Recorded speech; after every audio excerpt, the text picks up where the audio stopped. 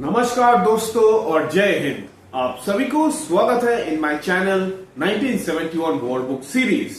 तो दोस्तों, you must have seen my video with Air Commodore Shridharan regarding speaking about his experiences in taking part in the heli bridge operations in the Bangladesh Liberation War of 1971. Flying the Mi-4 helicopter, Mi-4 Soviet helicopter. Today he has come again to our program to talk specifically on his expertise on the Mi-8 helicopters, the Mi-8 Soviet era helicopters that the Indian Air Force used up to a long point of time, and he talks about how he completed his 5,000 hours of flying the Mi-8 helicopter and the so many cases of operations, of the technicalities and the flying experiences that he encountered during his time with Mi-8 helicopters. He has also commanded squadron of Mi-17 helicopters, but today, as he is an expert on the Mi-8 helicopter from the Indian Air Force, we will be learning about this helicopter from the man himself. So let's welcome Air Commodore Shridharan to our program today. So then let's start, sir. Today we'll be discussing with Air Commodore Shridharan again, sir. Thank you for being here. And we'll be discussing with you regarding the Mi-8 helicopter, your special area of expertise, sir. So I would like to start initially of how, sir, at first, I know that in the 71 war you were a very expert Mi-4 helicopter pilot. Now, how did your transition happen from the Mi-4 to the Mi-8 helicopter, sir? And how did the Indian Air Force actually do this transition with pilots like you, sir? If you could start with that. Okay, I will tell you, actually, as you know, I was posted during the 71 war at Kumbigram, which is Silchar. Okay. At 110 helicopter unit, and I took part in the 71 war, as you rightly mentioned. After the war was over, till 1972 September, I remained in 110 helicopter unit, continuing to fly the Mi-4. And by then, actually, I must mention to you that because of my experience of the war, which was invaluable, whatever experience I gained over there, and the confidence level that I attained due to this experience was, I cannot, it cannot be measured. It is priceless, really. Right, so so when I had completed that and I was fully qualified on the Mi-4, then my air headquarters by then had decided to post me to 118 helicopter unit at Guwahati. Okay. From Silchar I went to Guwahati, and these were two new raisings, 118 helicopter unit and 119. Achha. They were both Mi-8 at that time. For the first time in the Indian Air Force, Mi-8 helicopters were inducted. 1972. So this happened like, 1972, right, sir? 72. Actually, they were inducted in March of 1972, Achha, and I was posted there in September of 1972. Achha. After completing my 3.5 years tenure in Kumbigram in 110 and Mi-4s, then they, since the Indian Air Force had acquired these new helicopters, so they had sent a number of pilots, 16 pilots actually, to then erstwhile USSR. It was actually Ukraine. It was in Kiev. They went to Kiev. Okay, that time, right? And, it was a part of Soviet Union. Part of Soviet Union that time. So they had gone for training there, and these pilots and engineers, and the technicians also, they completed their training and came back to India before the war. They were there in October, November. I think I mentioned in my talk that our flight commander Pushp made it a point. They were available for him to fly. There were these experienced Mi-4 pilots who were there available, but he said, no, I will take only those pilots whom I have trained and who are now very familiar with with my way of working, and that's how he didn't take any of those pilots or those technicians who were experienced Me-4 people. Mm-hmm. So they were at base, they were left at base, whoever was available. They were in various other units also, not just in Omega. Other Me-4 units. In those days, there were only Me-4 and Chetaks in the Air Force. There was no Me-8. These were the only, Chetak meaning Alouette. These were the only two helicopters with the Indian Air Force at that time. And of course, the training helicopter was the Bell 47G3. Which you also were trained in. Yeah, that was our basic training was on that. Okay. That's American now. So after we got posted to Guwahati, there was a technical course for us, which there is a flight called the Mobile Communication Flight, MCF, that they conducted these courses for new aircrafts, I mean, new inductions. So this was a flight meant only for Me-8s, and both the units at that time, 118 and 119, was in Guwahati, because that's where they actually assembled and got formed over there in March of 1972. Then, after by the time I had reached, these units were still there, but around October, November, the other unit, 119 helicopter unit, that moved from Guwahati to Chandigarh. It moved off there because they required it for commitments in that area. So the main role of the Mi-8, which was envisaged, was communication and air maintenance, that is air dropping, and same SHBU and casualty evacuation. All those similar roles of Me-4 were handed over to us. And this being a bigger helicopter and a jet helicopter. Me-4, as you know, was a piston engine helicopter. This was a twin jet helicopter. And it had two engines, each having a horsepower of 1500 horsepower, shaft horsepower. And it could carry at sea level 24 to 28 troops. So that was close to 3 tons. Much more powerful than the Leaf. And it had a bigger cabin. You would have seen the Mi-8 is a much bigger aircraft than the Me-4. And the main roles were these. It had those other roles of rescue, cargo underslung and winching. All those roles were there, which were also with the Me-4. But this was additional. It had more power, so it could carry more passengers as well as load. So in all aspects, it was a superior helicopter to the Me-4. Now, sir, coming to you as a pilot, how was your journey from transitioning to the Me-4 to the Mi-8? If you could talk about that. Like, how was the entire thing about flying this new helicopter? Okay. So after we finished this was about 15 days or I think 3 weeks training of the technical subjects. That was like ground training for us. Then we were also shown around the helicopter, which was there, available there in the hangar. And then we were told that now there'll be a pilot's notes test. That even in the Me-4s, we had a pilot's notes test. All aircraft, helicopters, they check out how fluent you are with the pilot's notes, meaning all the various checks and procedures which have to be carried out before flying this aircraft. You should be fully conversant with that. They have something known as vital actions, which is done just before takeoff, and there's vital actions on downwind, which is while flying, and vital actions on ground after you have landed. So these are and all the various specifications of the aircraft. They conduct a test, and unless we pass this test, I had to pass a similar test in Me-4 also, and also in the Bell. So this is a mandatory requirement in our Air Force, in the Indian Air Force. That is a part of the training.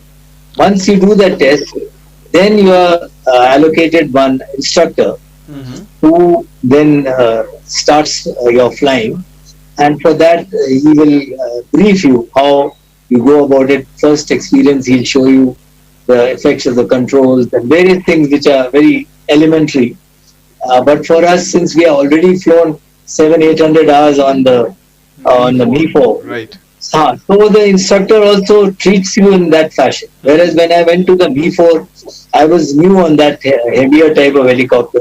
So they taught you with more, what should I say, more attention to certain other aspects of flying, which were not so important since I was so experienced on the particular, on a helicopter, on a heavy helicopter, but not as heavy as the Mi-8. Mi-8, acha.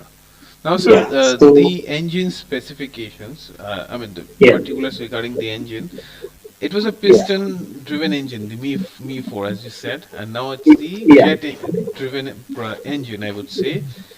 yeah, jet engine, What and it was the was mounted difference? on top of the fuselage. Two Right. engines. You would have seen that Mhm. the two engines poking out. Poking out, right, sir. Right Now, on sir, top. the Okay. difference of flying it as a pilot when you're Yeah, operating, starting, and when you're flying and when you're cruising, how was the yeah. difference? And what was actually your So experience? I'll give you a basic differences. Mm-hmm. Actually, when we came from Mi-4 to Mi-8, Mm-hmm. more lot of the systems are quite common Acha, acha. between the Mi-4 and the Mi-8, Mm-hmm. being the same manufacturer. Mm-hmm. Mikhail Mill, he only designed the Mi-4 and he only designed Mi-8. Mm-hmm. Only difference was this engine. Acha. That was the difference. As far as the controls go, Mm-hmm. in the Mi-8 being a heavier helicopter, we had actually even the Mi-4 had an autopilot, which India never bought. Acha, acha, So, acha. so they said there is no need of autopilot for helicopter pilots. We can fly manually. So they did not buy it. Though in the system, it was. I mean, in the manuals which were there, which were given to us, the autopilot was there, but it was completely blanked off in the Okay. Mi-4. But here the Mi-4, you had to fly it right from go with the autopilot. Mm-hmm. Two out of the four channels, that is the this pitching and roll channel, Mm-hmm. they are on permanently. Okay. So that is connected in front of your where the flight engine. This actually I didn't mention the crew composition. Mm-hmm. It composes of four crew, unlike the Mi-4 had only three. Three. Right, It right, had right. two pilots and one engineer stroke gunner. Mm-hmm. Here there are two pilots. There is the engineer and a gunner is. I mean the engineer is mandatory. In Mi-4 it was not mandatory. We could fly two pilots also. Mm-hmm. Without engineer we have flown many sorties, Now, sir, except in the war. Mi-4, in 71 ops, it didn't have any gunner. Like, there was no machine gunner, right, sir? Which one? Mi-4. Uh-huh. It had actually. You see, one of the roles of the Mi-4 in I think in 65 war or somewhere, they used they used some bombs which Right. were Oh. And I put on a think the bomb Special chute. Frontier Force used a Mi-4 for Yeah, that had a machine gun fixed to it, but yeah. mostly, I have very rarely heard of machine gunners on the No, Mi-4. the Mi-4s that the Air Force had Mm-hmm. did not have that machine gun. The machine gun actually is fitted in the gondola. Gondola is the lower Lower portion of the portion. Acha, acha. of the helicopter. Mm-hmm. Just below the engine. Acha. Right in front. So this thing used to be fitted there. This Mm-hmm. machine gun, but it was not ever used by Mi-4s or Air Force Mi-4s. Acha, But these bombs were used in 65 war. acha, acha. They had this bomb chute, Mm-hmm. and in the center of the cabin, Mm-hmm. and the bombs used to be like it is supposed to be screwed on, and as it comes down, it is supposed to unscrew, and as you leave the helicopter, Mm-hmm. it is supposed to be ready to be operated. I mean, ready to fire Fire. when it hits the ground or Mm-hmm. hits the target. Acha, acha. But it was not so effective. They used to keep it on the last thread, Okay. As it was going down, it would open that one thread and tuck it used to go off. So there were some odd incidents when that thing went off. Mm-hmm. As it touched the ground, there was some kind of backlash to the helicopter. Right, right. So they stopped operating the bomb shoot as such. That was Mostly for Me-4. cargo it That, was used. For carrying yeah, it cargo, was yeah. primarily it was for cargo and for carrying of troops. Okay. Whereas this one has a armed role. It carries. I forgot to tell you that. I mean, I was just telling you the crew composition, in which Sir. the two pilots, engineer and gunner. Engineer, as I said, is mandatory. Gunner you may or may not have, depending on the type of role that you have, because he's mainly like a load master. Right. That load master can be done by the engineer also. Sometimes it used to be done by engineer, but we used to have the gunner. Now later on, as we became more familiar with the Mi-8, then gunner was part of the crew. Has to be a gunner, mandatory requirement. So we had gunners also, engineers also. Engineer is absolutely mandatory because he's monitoring all the instruments. Whereas in the Mi-4, they were hardly. You've seen the instrument panel of the Mi-4. It hardly had any instruments. They had an engine instrument, they had Acha, acha. main rotor instrument, and they had some things like ASI. Those altimeter, those were like mandatory, and the radio, only one radio compass. Here, this had two radio compass. Acha, acha, acha. Two radio compass. RT was much better. The radio telephony was much better. It had HFRT also, which was most of the time not serviceable, but it was available. And the gun, and then it had 100 and it had you could carry 64 or 128 rockets Okay. on the pylon. On the There pilot. were four positions on this, which were attached to the fuselage, and even the Mi-17 was even more deadly. It had more rockets than that. I mean, So these were this one of gunships, I the would say. it was a semi gunship because that had armor plating also. Okay. Yeah, this Mi-8 didn't have armor plating, which we got initially. But I must tell you that the Mi-8 that we got and which I flew in the beginning was the best Mi-8. I mean, which I flew because they were brand new. They came directly from the company, and they were in the top condition. Okay. Very powerful. Didn't ever give us any trouble. Now, another But the question. Mi-8, Sir. Boliye. yeah. You're saying something? No, I was in Mi-8s. I told you I flew over 5,000 hours. 5,000 hours of flying. Yeah, it was my favorite aircraft was Mi-8. So I flew so much on that. I was like, I mean, I won't say I was like a master, but I was so experienced on it That's that a I knew lot every. of times of flying this one specific aircraft. Like, Yeah. I've heard like people flying helicopters 900 hours, 800 hours, maximum 1,000 hours of one. No, I will tell you another one. Actually, a very senior pilot. He is sadly he is no more. He died last year. When he joined the Air Force, he was from Bengal only. Goswami, Flight Lieutenant Goswami. Acha, acha. He was from Auxiliary Air Force. Okay. In earlier times, there was something known as Auxiliary Air Force, and also they were used during the wars. Acha, acha. So he came during the 62 and 65 war, and he got a Vayusena Medal Gallantry also. Okay. One of them. He left the Air Force, went outside and flew. He had over 20,000 hours on helicopters. He was like my godfather.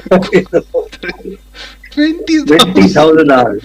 Yeah, he won't believe it, but he was there very much. And a very nice person with great sense of humor. He's flown all over the world. He's flown in America.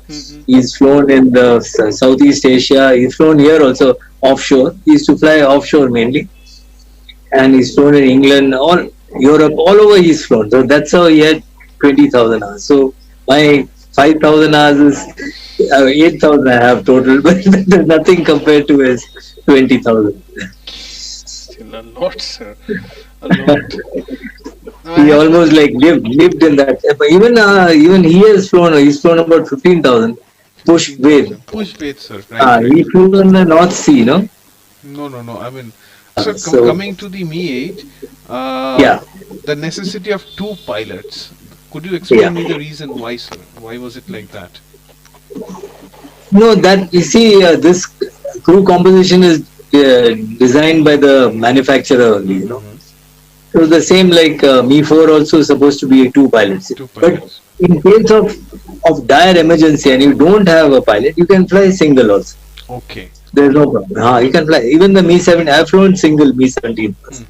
Once my co-pilot did not come, so and there was a casualty to be evacuated, I took a single pilot. You can do that. That's not a problem. So, sir, the But training that yeah, involved in the yeah, Me-8 flying, yeah. how was it done practically with you, with the new starting pilots, sir?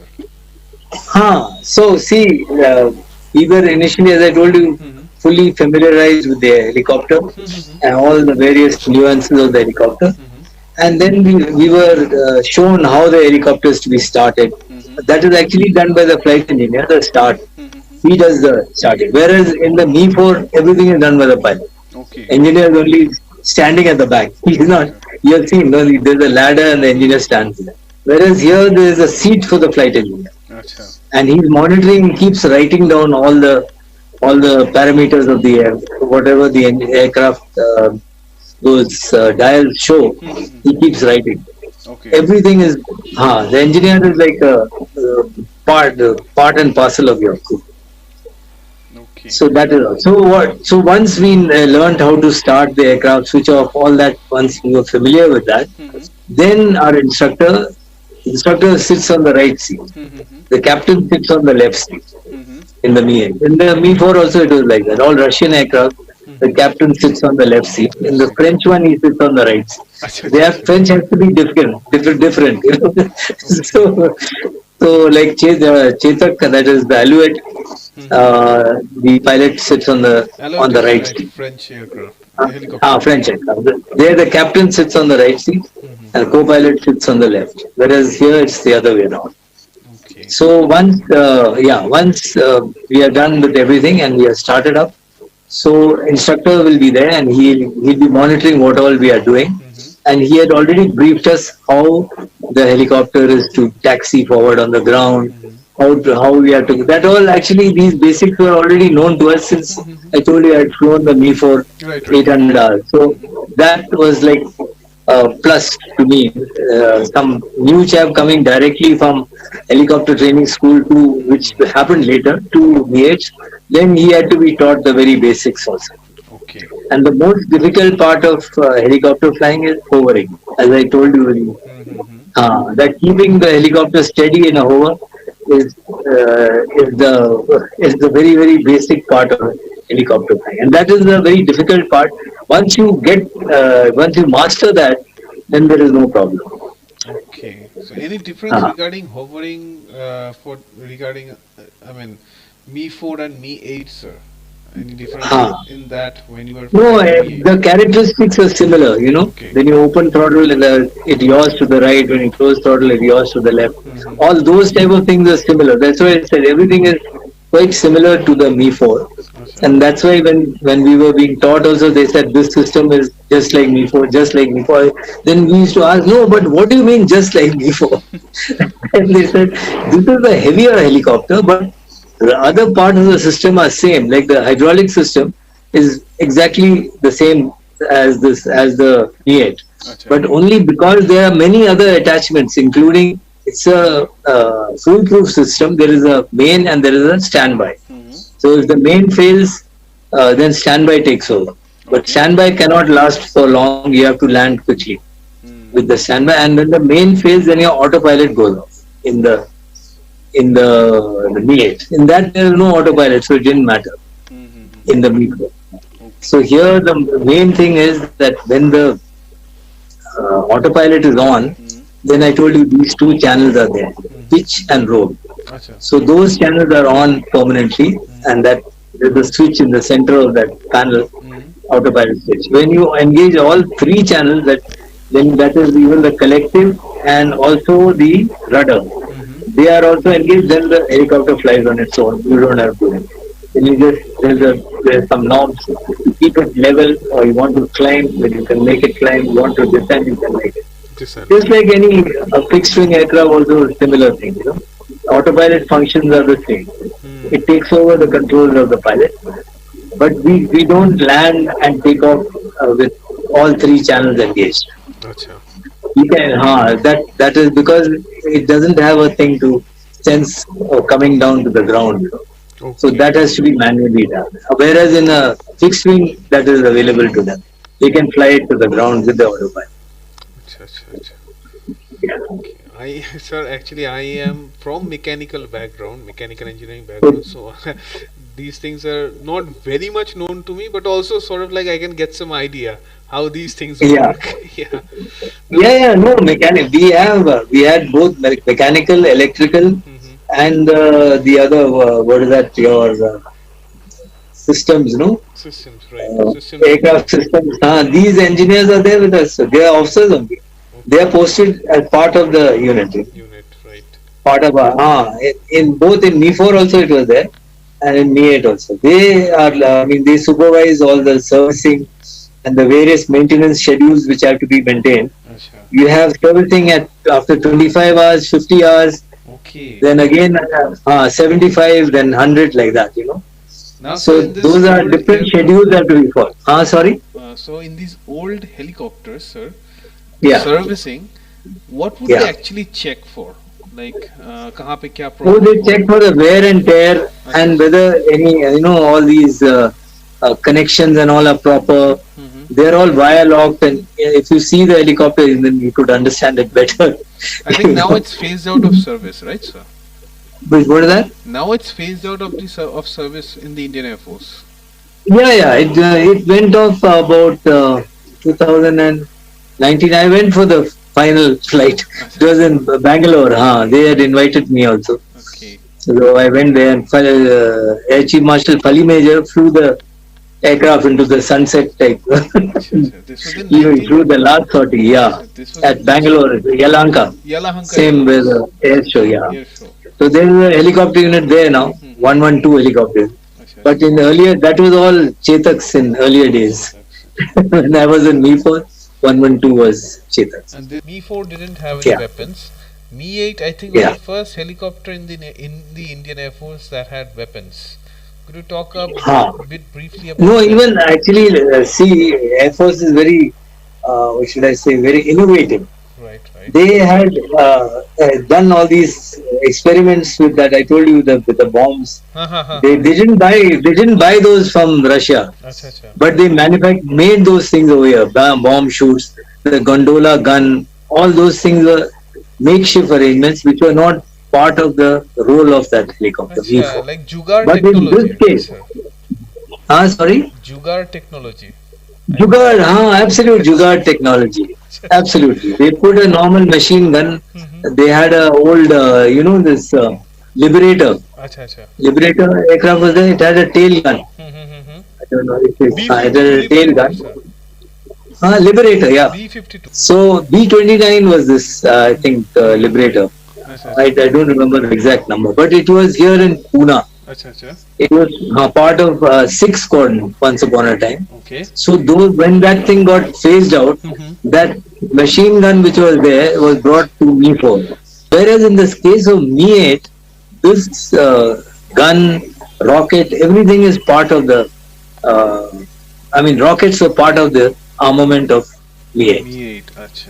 It's one of the role is that it had, as I told you, 64 rockets, Mm-hmm. which Total 64, came sir. Or total 64 in each this thing, or should I say, each pod. There's 16. So there were 64 rockets in each rocket pod.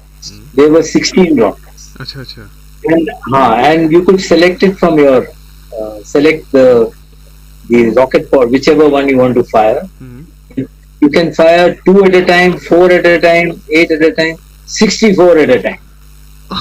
Okay. So nobody talks about these roles of the Me 8, but it was never utilized in that. Well, I guess probably if we had it for Bangladesh ops, we could have used. Absolutely, sir. I mean, now these Yeah. rockets and the weapon systems, they were all on the dashboard. I mean, on the dashboard of the cockpit, right, sir? Yeah, With the it instrument. was there, and the firing pin was on the control stick. Acha, acha. It had a cap like that. When you want to fire, you remove the cap and I mean, sir, I'm thinking if it was actually used in Bangladesh operations, you could Yeah. have provided heavy support to the infantry.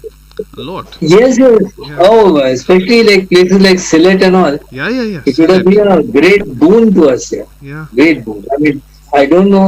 As I told you, that Air Force did not care about helicopters, Right. especially during that 71 war. Mm-hmm. We were, okay, you also flew, that kind of thing. That was the attitude at that time. Because sir, So, Sylhet mein I saw that there was no armor support, limited artillery support, limited air support for the yeah, infantry in 71 ops. correct. Very limited. And we had a little bit of helicopter support, helicopter armored support from that Kilo flight. Kilo flight, right. That Yeah, was there. that was the only support that we had, Mhm. and that was only in the beginning. After Okay. that, when first day, after second and third day, nothing was there. Nothing was there. That was the only one Yeah, because element, I would say. they said the army has wiped out everything. Acha. So, but they kept on firing at us despite all that. Okay. Now, sir, these rockets that we're talking about, these weapons, Yeah. how was your training on these rockets? How the See, training no. range? First, no.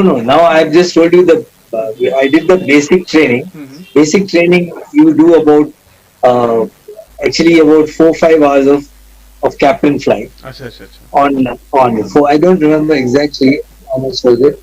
And then we do some night conversion also, Acha. because you have to be day and night qualified. Okay. Once you do that, then you become under training ops. That same thing, the process was there in Me4 also. Mm-hmm. So that is known as UT ops. Okay. Then you go for on-the-job training, means you are taken then, and these are done by qualified flying instructors Mm-hmm. or right-hand check pilots. Okay. I told you in Me4 there were no qualified flying instructors in except our CO, Squadron Leader Sandhu. Other than him, others were only right-hand check pilot, like Push Ved, and there was one Yogi Prakash and Jai Raman. They were all just check pilots. They were not qualified flying instructors. You have to do a flying instructor's course, which I also never did. Mm-hmm. You have to be detailed to go for that. From I was Tambaram. also just a check pilot. From Tambaram, you So- have to do it, I guess. You have to go to Tambaram, yeah, and you do that on a fixed wing, and then nowadays they do it on helicopters, Acha. the basic, and then they become qualified flying instructors on helicopters. They are actually in those days, they were called all-purpose flying instructors. All purpose. They could be on any type. They could be on transport, on helicopters and fighters, all-purpose. Acha. But now they have this specialized one for transport and for helicopters, and they have for fighters. Acha. But the basic training is still done at Tamil. Okay. So that was your flying, your training No, experience. now after this, now I told you after that, once I became under training operational, then we had actually at that time we had a flying detachment. Since I have flown a lot in this area, I mean in Assam area, Assam, Nagaland, Manipur, Meghalaya, all this thanks to 110 tenure. Mhm. Therefore, I was sent on a detachment along with qualified flying instructor to Mohanbari, which is Dibrugarh. Acha. We had a detachment over there, an air maintenance detachment Okay. for Arunachal.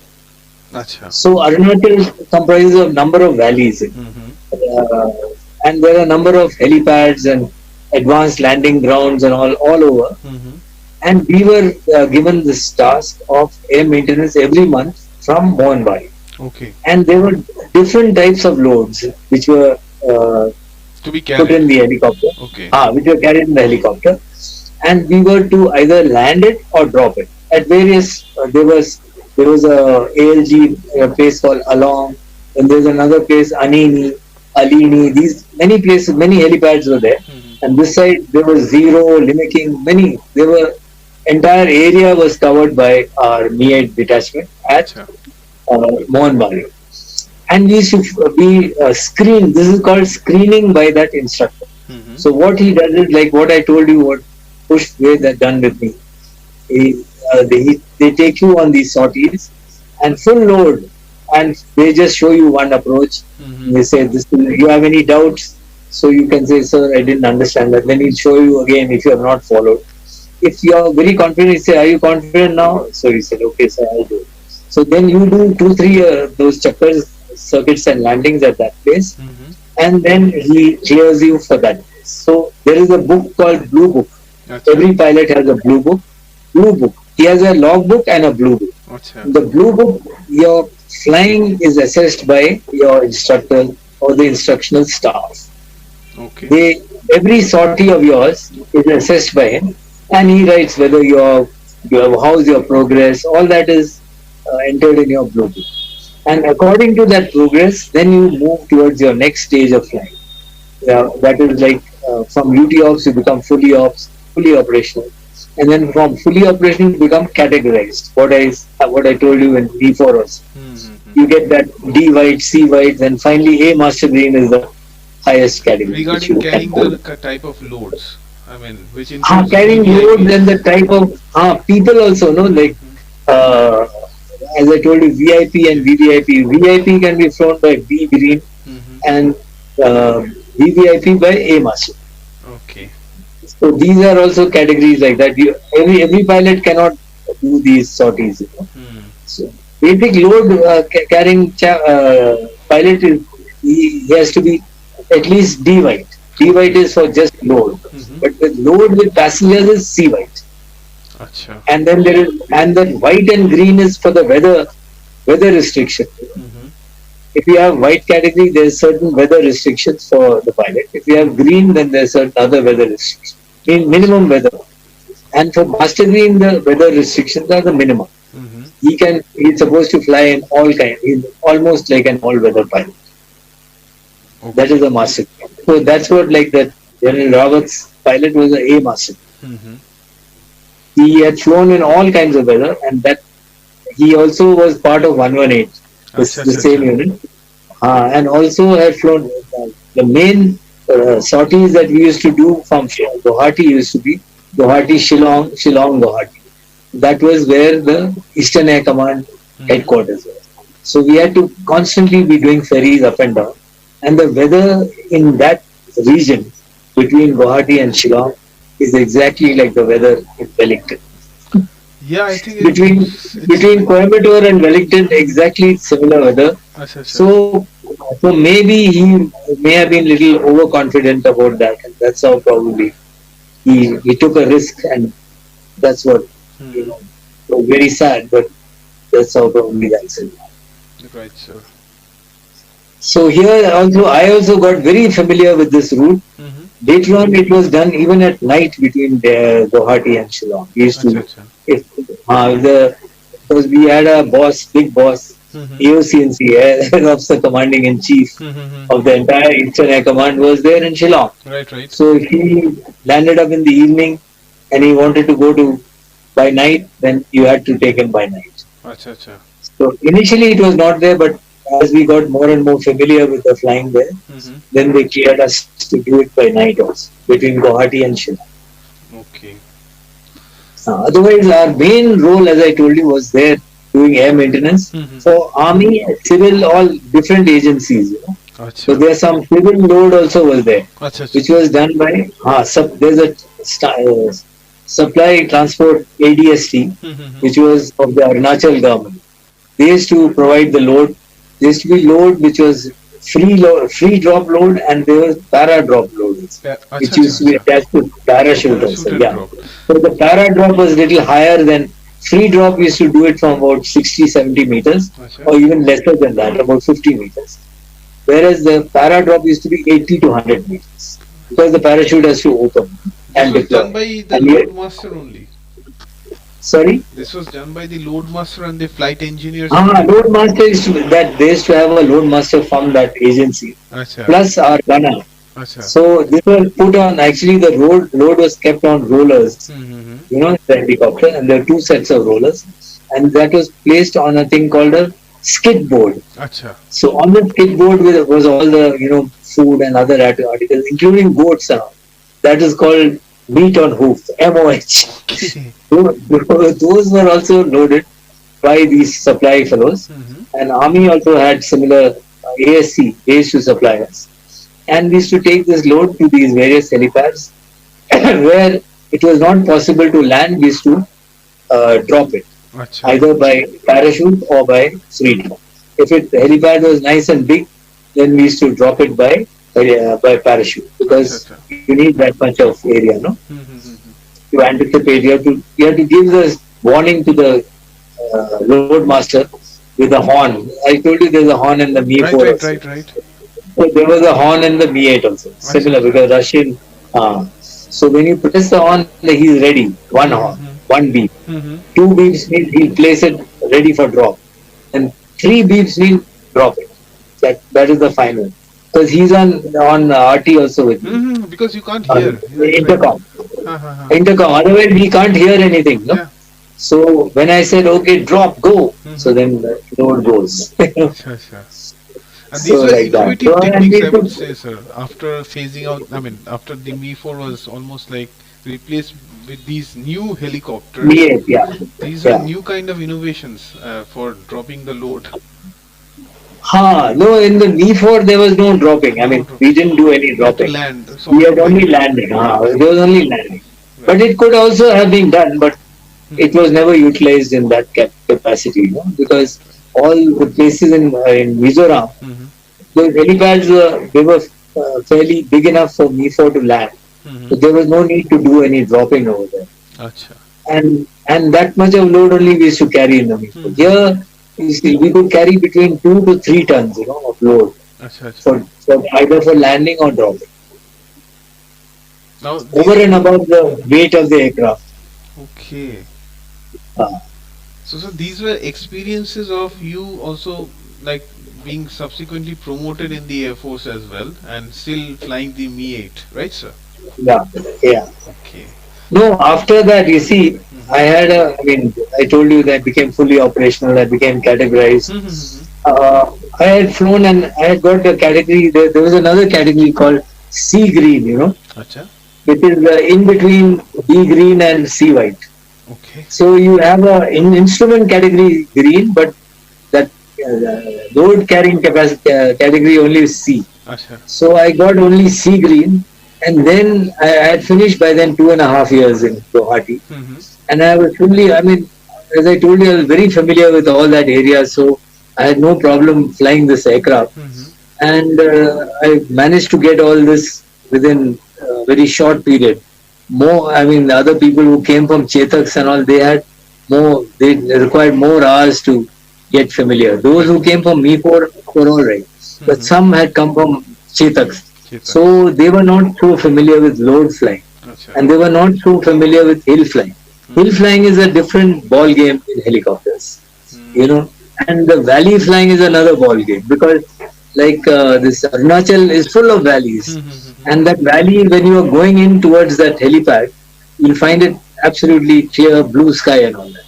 When you're coming back after about 1 hour or so, then it's all covered, Acha. and then it becomes that's where accidents happen and And I all think those. night vision was not there at that time. No, that time there was no night vision. We never had night. Uh, So then I flew for 2.5 years mhm. in 118, and then I was posted to NDA as an instructor. Acha, acha. National Defense Ah, Academy, NDA. yeah, here Kadakwaslam, Acha, acha, Pune. acha. Uh-huh. So I was not yet a flight lieutenant. I was a flying officer Okay. uh, when I got posted, and I was posted as acting flight lieutenant because in NDA the minimum Air Force rank is, all ranks are flight lieutenant, captain, or lieutenant, Navy. Okay. So these equivalent ranks were there, and I was posted there as a divisional officer, Okay. looking after cadets. Mhm. But within 1 month, there was a shortage of instructors in Air Force training team, which Acha. had Okay. gliders. So I had to instruct. So they didn't made me do that course, instructor's course on gliding. So I'm a qualified gliding instructor, and I've done over 3,000 launches on Okay. gliders, teaching cadets. I was instructor there for 4 years and 3 months Acha, acha. in NDA. Yeah. And that is pretty fun And to that was a do, great sir. experience because I am ex NDA also. I passed out from NDA NDA, right. as a cadet. And that's fun, So then, to be honest. Very, very yeah, that's great fun. Right? It's like if you would go back to your college to teach over there, it's something like that. right. But here it was teaching flying was a great experience and unforgettable one. Acha, acha. So you're Yeah. separated from Mi-8s again for 4 to 5 years almost. 4 years I was away, 4 years and 3 months, and then I went back again to Mi-8s. Acha, acha. And I was posted to the other unit. At that time, there were only two Mi-8 units. Mm-hmm. The one which moved to Chandigarh, Acha, I was posted to the one in Chandigarh. acha, acha. So after I completed my tenure here at Kadakosla, then I moved to. In the meantime, I had already got married and all that. Was also happened in Guwahati only. Acha, acha. And then I moved to. I had two daughters with whom we moved to Chandigarh. And then I was there in Chandigarh. I just got back my flying category and everything, after going there within, because by then I was already fully operational, no, on the aircraft and categorized. So they just gave me back my flying category. Actually, they upgraded it to B green. Acha, acha. From C green, I became B green. And then from there, that unit, after 2 months, I went there in March. In April, end of April, we moved to Hindon. Hindon is Ghaziabad. Right, right. Yeah. So that unit itself moved, and because a little later the Mi-26 came to that place, Acha, acha. to Chandigarh. So they moved. So there were two units. By then one more unit had converted, 109. So this was 119, and 109, which was the Mi-4 unit, had moved from Jammu to Chandigarh. Okay. And they also converted to Mi-8. The other one was already Mi-8, but this one converted to Mi-8. Acha. And then we moved to Hindon. So Hindon, I flew a lot. I mean, that from B green I became a master green. Okay. Now you So can carry that- VIPs, of course. Then I flew so much over there and so much of experience I had. So they had to give me. I had to earn it. It doesn't come like that, and everyone doesn't get. So I guess I was selected and I got it. And so then my first sortie, I must tell you, the first VVIP sortie was for Indira Gandhi, Acha, acha. and that was from Varanasi to the middle of the Ganges. There was a helipad in the middle of the Ganges, close to Varanasi, and it was about 15 minutes flying from Varanasi. Okay. To the middle of the river was this, like an island, Acha, and there was a Baba over there. okay. So Indira Gandhi was going to meet that Baba before the elections. Acha, acha. For blessings, I would say. Like. Yeah, 81 there was some election. So 81, no, not 81, 80, 82 or sometime there was an election, Acha. So he was going to meet that Baba there. So this is my first sortie was for Indira Gandhi over there. That was from Hindon. We went to Varanasi, and before a VVIP sortie, we are supposed to do a trial landing. Acha. So to check whether the helipad is fit, then there is a blue book for this, which is made by the government Acha. in conjunction with the Air Force. That what all are the requirements for helicopter, and what are the requirements for the crew, all the various, everything is covered in that blue book. How the helicopter, how the helipad is to be marked, how far are the trees allowed, all those things are, all that They is are important. I mean, specified. Sorry? They are important to be noted down, or else. Yeah, everywhere, and it's still being followed even today. That blue book exists. Maybe they have modified it a little bit here and there, but the initial one was taken out when the first VVIP sorties were done, and they kept on modifying it according to the type of aircraft. Because initially the VVIP used to even travel in Chetak, the single engine, but then they said no, they will only travel in twin engine. So that's how the Mi-8 came into it. They had gone even in Mi-4. Not flown by me, but some places. Somebody else, right? I think up north they were flown in the Mi-4, the Prime Minister. But mainly it was Chetak, and then later on it came to Mi-8, and now it's Mi-17. Mi-8 continued there for a very, very long time. Acha. till it almost got phased out. It was there in that VVIP squadron, Mm-hmm. which I was part of for 8 years. 8 years. Acha. Could you Yeah. tell me some So I had anecdotes of? lost. That's how I built this 5,000 hours on Me-8 Acha. like this only. Because when I was in this BBIP squadron for 8 years, we used to take the helicopter to any part of India. That's why I've flown in every part of India. That means north, south, east, west, everywhere. Because Rajiv Gandhi used to go when he was prime minister to Mm-hmm. every, and especially he had these visits to remote areas.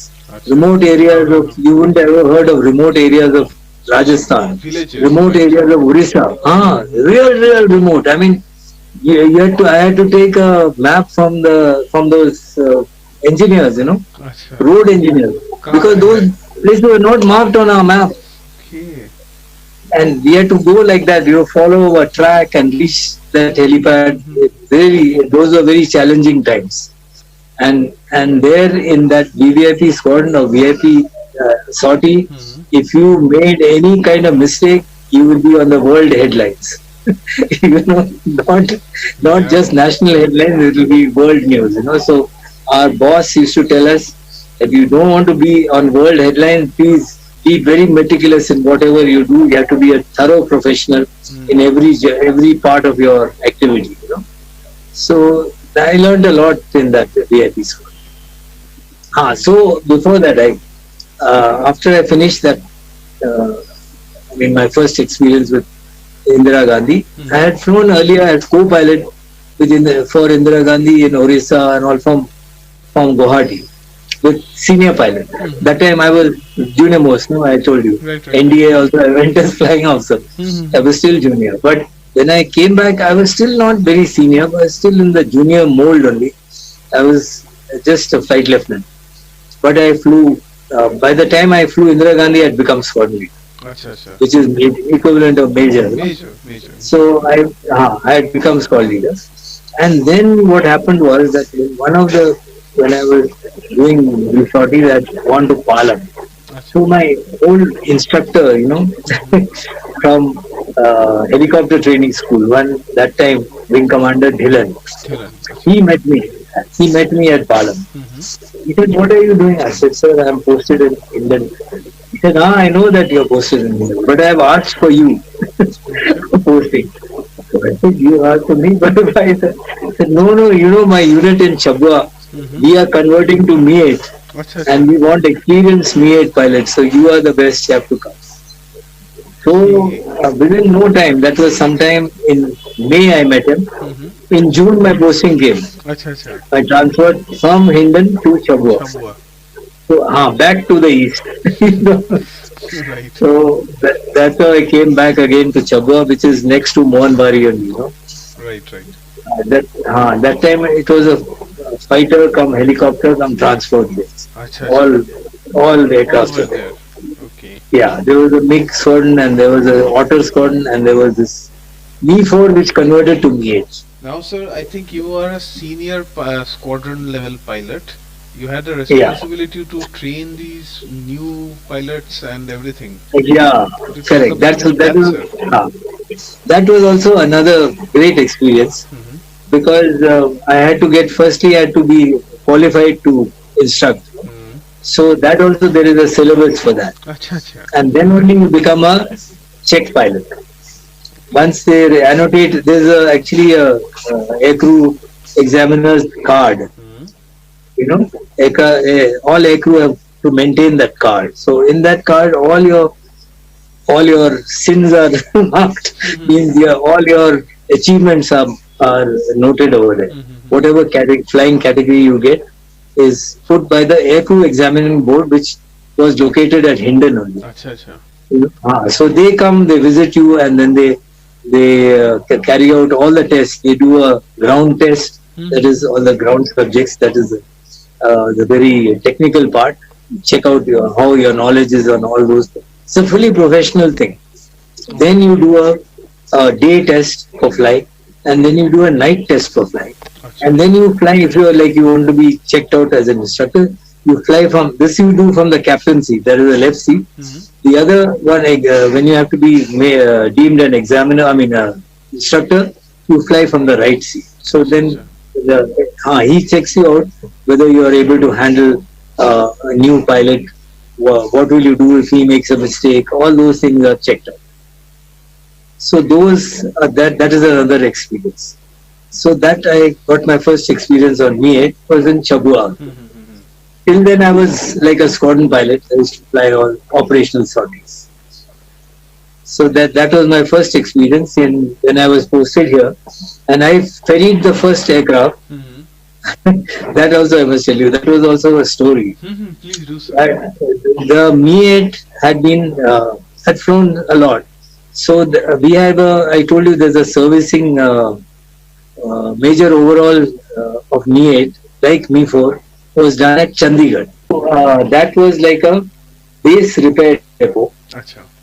for Mi-8s. So they used to do this major overhaul of the aircraft, and after the major overhaul, when the pilots go, they check out whether the aircraft is fully serviceable, any snags are there, or any problems. Sometimes it has vibration, all these type of things, engine vibration, airframe vibration, various snags were there. But this, I did all the checks and found it was fully fit. And accepted this to take it to Chabua from Chandigarh. Acha. Earlier, I had taken from Chandigarh to Kuvigram. You remember I told you before the war, we had ferried aircraft. Even from Jammu, I ferried an aircraft to make up the serviceability for Kuvigram. To make it 10 aircraft serviceable, we had to build up, no? Build up, right. So all these aircraft were ferried from that time. Jammu aircraft was from the unit, but this aircraft from Chandigarh was from this base repair depot after major overhaul. Okay. So this major overhaul was done, and then I was ferrying this aircraft.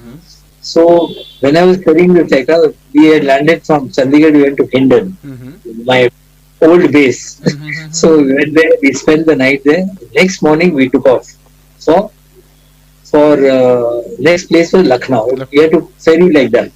Delhi to Lucknow, Lucknow to Patna, Patna to Bagdogra, Bagdogra to Guwahati, Guwahati to Chabua. That was the route. That was the route. And every halt was after about 2.5 to 3 hours. That is the flying endurance of that aircraft. It was actually 3 hours 30 minutes, but up to 3 hours was the safe endurance. So we would fly like this. So when we were flying, I had engaged the autopilot, all 3 channels, and we were flying. There certain reporting points when you're coming from Palam to Lucknow. All aircrafts, I mean fixed wing helicopters, everyone has to report. So this place was a place called Farrukhabad. Acha.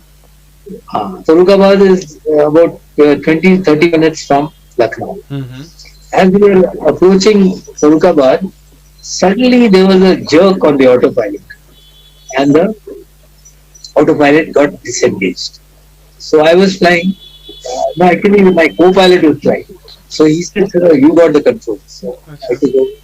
Because autopilot going off is an emergency. Yeah. Then when I looked, autopilot had gone off, and the main hydraulic system had failed. There are two. When you're flying, both are put on. So main hydraulic was on, but now it was off because it had failed, and the standby that automatically takes over. Okay. That is the redundancy of the systems. Standby immediately takes over, and you can fly for another 30 minutes comfortably. Acha. So I said, I'm not taking any chance, not going to Lucknow. So there was a big army ground, parade ground at Farrukhabad. And it was a Sikh Allies Center. Acha. Farrukhabad. Sikh Light Infantry. So, Sikh Light Infantry. Acha. So I didn't know all that. I saw this helipad and I knew it was an army helipad. So I did one circle and then I checked the winds, and then there's no autopilot. You have to fly it manually. The controls are manual. It's a little harder, stiffer than that. If both hydraulics fail, the aircraft just crashes. Okay. Then it goes on it because the feedback forces from the controls are so heavy that the aircraft goes on its back and crashes. This never happened, but it can happen. So this was one of the reasons huh, the main airfield, so I had to land. So I landed. I landed safely at the Rukabad. We landed, the army came. Immediately they saw this aircraft coming into land. They all surrounded the aircraft and kept all the people away. There would have been some people roaming around, no? Right, right, So right. they were fully switched off. Nobody came near the aircraft. They put their security people around. And then I told them that actually I'm going to Lucknow and this what I had a problem. So you have to inform my base, that is Hindon, from where I've taken off. So they got in contact with, through the army headquarters, they got in contact with Hindon and said that this helicopter is post landed over here. Please send another helicopter to with a repair party. And then I told them what all I needed because it was a hydraulic failure. Because what had happened that the entire somewhere the hydraulic pipeline had burst and the whole thing was dripping inside the cabin. And the hydraulic The hydraulic fluid oil, I is would say. all, hydraulic oil is all pink in color. So that was all over the flooring and everywhere because it had leaks on the top. The controls all have hydraulics. So that one major pipeline had burst. So luckily that was from the main system, not from the standby also burst, then that would have been the end. So anyway, So we much, I landed mean, safely. it's like a technical failure. If this person technical failure, you can get into a big Yes, problem. yes. Yeah. That's what it can, have those repercussions very. Uh, After that, I had number of hydraulic failures, because what happened was that this was a helicopter which was serviced at our base repair depot. So nothing wrong with the servicing, everything was fine. Because this was the old original helicopter which came from Russia, Acha. and only serviced over here after it finishes 1,000 hours Okay. of flying. So it was serviced and was being sent back to the squadron with another 1,000 hours. It gave another life of 1,000 hours, fresh life of 1,000 hours. Okay. So this became serviceable. We got the repair party, rectified the snag. We took off and we went to Chabua. Chabua, we went as the route as I told you via So many Lucknow, towns, Patna, so many cities. Right, right. all those hops. And finally we reached Chabua. But in the meantime, there was a welcome party for us because it was the first Mi-8 being ferried to the unit after the Air had been phased out. Acha, acha. So everyone was waiting with garlands and all that. नया So, helicopter आएगा. Yeah. and that too we had met with a chota incident also. No? Tempu. So they knew all that. They already news had travelled and they were informed that we were stuck there 2 days and then finally we came. So when we came, we got this great welcome. And then we continued to fly and this was the first helicopter and after that 9 more helicopters were ferried in from Bombay.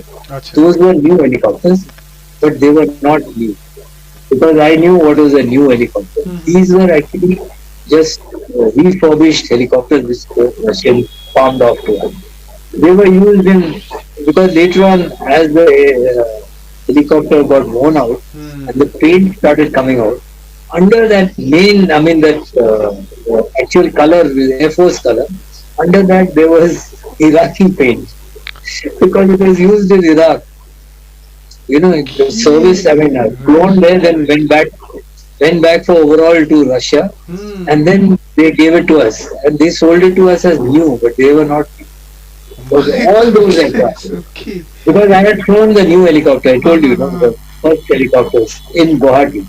So these were all refurbished helicopters. And they gave us any number of problems. They had vibration, I mean, they had these were circular used in vibration. the Iraqi. Those ones had no problems at all. This had a lot of vibration. They had hydraulic failure. I had a couple of hydraulic failures during my tenure in Chabua. And I had also this circular vibration, which was never seen before. The controls used to go like this. The rotors used to go like this when you're actually supposed to go smoothly forward like that. Okay. So But this these was are all because of overuse and whatever misuse by misuse. Iraq or wherever it was flown by. other pilots. Because I think even the Indian Air Force trained Iraqi pilots, and Yeah. these aircrafts. That was on fixed wing. That was not on helicopter. Helicopters was much later, but Hmm. initially it was only on Fixed this wing trainer aircraft, trainer trainer aircraft. aircraft. Yeah. And I think, So sir. these were for operations, this Mi-8 wing is in operation, not in for training. Hmm. They were part of that whatever operational flying they had In in the Iraq war during the itself. war. Right, right. Iraq Ah, Iran war. in Iran-Iraq war, yeah, exactly. So these were extensively used. So anyway, we couldn't say anything much about it. Only we used to keep on writing reports that this had this failure, that had that problem. But we continued to fly, and we used to meet our task, whatever was given by the Air Force. All tasks were met. Similarly, in 118 also, all 119, all the Air Force tasks, all the other Army tasks, whichever was given to us, we Hmm. carried that out to the best of our abilities. Right. So on an average, we used to fly about 30 to 40 hours a month. A month. That was the average, yeah. Now, sir, And did in a you? year, you can fly about 500 to 800 hours, depending on how much flying you get. Right. That Did you, that sir, was the command average. any Mi-8 squadron? No, I didn't command Mi-8 squadron. I commanded Mi-17. Acha, acha. Mi-17. Okay. So that after my tenure in Chabua, then this Mi-8 flight was formed in the VIP squadron in Delhi, in Palam. And I was selected for that. There were 8 pilots selected. I was one of the 8. Acha, acha. The first two from Chabua. In fact, before I went to the squadron, I did some commitments because I was already, as I told you, A Master. I Mm-hmm. already did some commitments for as A Master for VIPs that time. But what happened that VIPs, there were no VIP squadron for helicopters. It was only for fixed wing. They had earlier Tu-124 and this Viscount and all that kind of aircraft initially in Comscore. Acha, acha. Then what happened was that there were some problems happened with helicopters operating from other units, some Indian units. We had, I told you, these modified Mi-8s, Right. which were modified by Air Force with seats. It was not a saloon version. It was just a modified. It had curtains. It had coffee cup, all that type of thing, Okay. and it had seats also, and it was flying the VIPs. It was flying extensively. Indira Gandhi used to fly like mad, especially during elections. Hmm. And whole day from morning till night we were flying. Night we couldn't fly, but till sunset, from sunrise to sunset, we used to fly, landing at different helipads. Sometimes we had to change the pilot because after a certain number of hours, the air quarters had put down that you cannot fly more than so many hours At as a captain. stretch. At a So, stretch. then another pilot would come and take over at a stage. Yeah. Acha. So that was then they decided that time Air Chief Marshal Katre, he Mm-hmm. was the chief of Mm-hmm. Air Staff. So he said that why helicopters are not part of VIP squad. They should be, because they are doing the same role from this helicopter unit, and they're not getting those facilities, and that's why probably a lot of wrong practices are going on. We want the best pilots to be put, best pilots and best crew and best helicopters to be kept at VIP squad in Delhi, and that's how this flight was formed. In 1984 January, this flight was formed. Acha. Yeah. So, not 19, correct. 1983, sorry, 1983. Yeah. 80. I was, till then I was in Chabua, Mm-hmm. and then I got posted to Comscore. Okay. And we were 8, including Chief Marshal Major.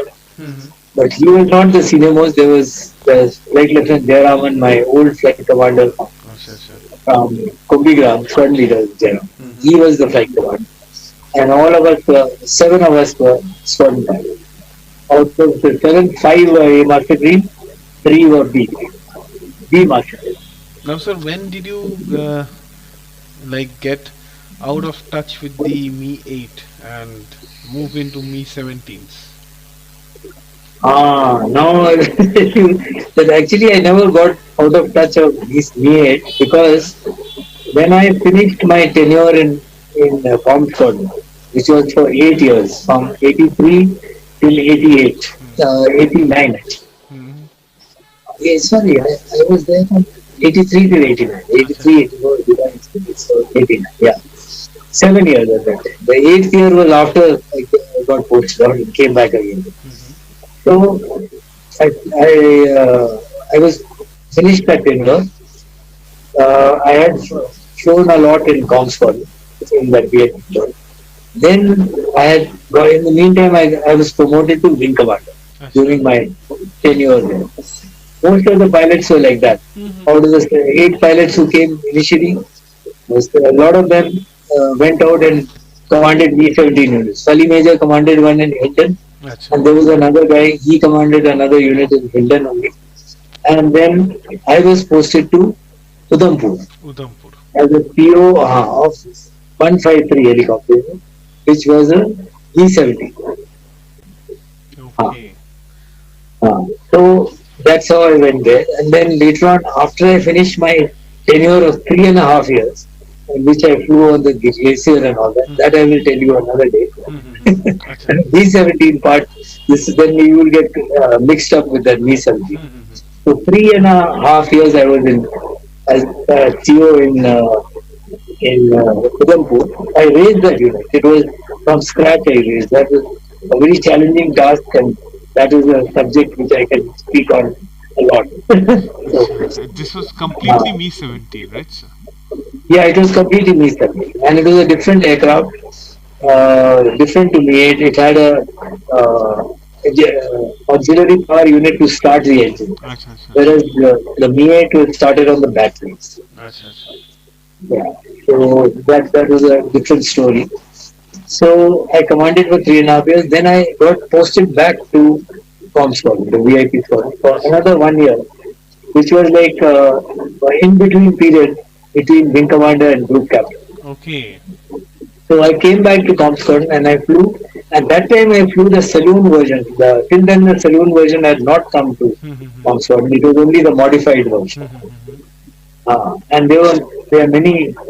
Actually, I can tell you many stories in Comscon of flying different VIPs, but that will extend too long. I will not delve into that. I flew, apart from the Prime Minister, President, Vice President, Defense Minister, all these, Chief of Air Staff. Apart from that, I have also flown the Pope. Acha. I, I have flown Yasser Arafat, Acha, acha, the acha. King of Bhutan, Right, right, right. King and Queen of Jordan. Mm-hmm. Yeah, that time, what was his name? King Hussein of Jordan.